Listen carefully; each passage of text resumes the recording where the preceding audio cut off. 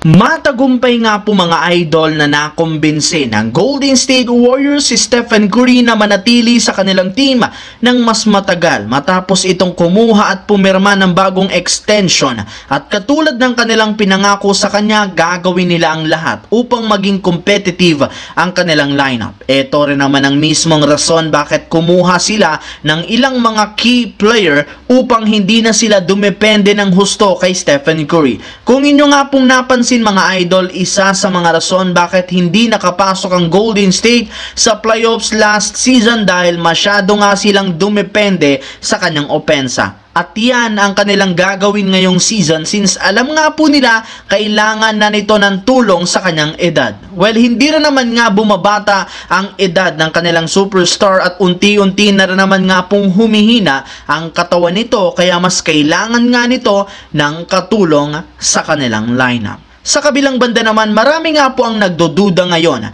sa bagong head coach ng Lakers na si JJ Redick dahil sa kawalan ng experience sa pag-handle na isang professional NBA team at mga profession na manlalaro. Pero ayon nga sa naging pahayag ng general manager ng Lakers dati na si Magic Johnson, kailangan nga po ng mga fans na bigyan si JJ Redick ng sapat na oras upang mapatunayan ang kanyang sarili para maging kadapat-dapat na head coach ng team. Ginagawa rin naman itong lahat upang makagawa ng magandang game plan. Hindi katulad last season, pinapakinggan nga nito ang kanilang mga fans pagdating sa rotation. Sa katunayan, ayon sa lumabas na balita, balak nga nitong gamitin ang kanilang bagong starting center, si Christian Wood. Meaning ilalagay nila si Anthony Davis sa power forward at itatandem kay Wood, which is siguradong ikatutuwa ng mga fans. Maging si Anthony Davis aprobado sa ganitong klaseng move ni JJ Redick, gayong mas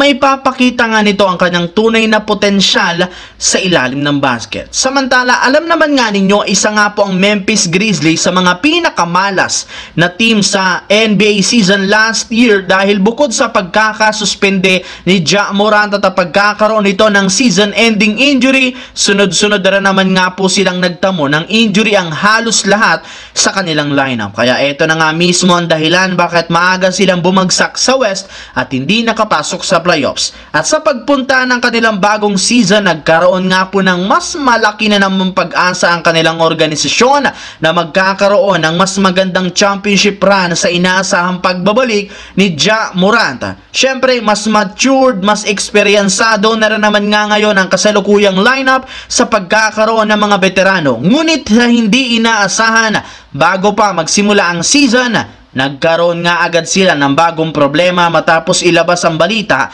na nabali nga po ang kanang paa ng kanilang player na si J.J. Jackson sa isang pick-up game sa labas ng Dallas, kung saan kakailangan nga nito na sumailalim sa isang operasyon. Sa ngayon, wala pang inilalabas na balita patungkol sa kanyang timeline at pagbabalik nito, pero nakakasigurado tayo na maaapektuhan nito ang kanyang magiging performance next season. So yun lamang mga idol ang ating bagong video na ating pinag-usapan ngayon dito sa aking YouTube channel. Once again, this is your J-Zone TV. Huwag kalimutang mag-like, mag-subscribe, pindutin ang notification bell sa aking channel para lagi kayo maging updated sa mga videos na pinapalabas ko. Isang malaking shoutout sa lahat mga idol. Maraming salamat po.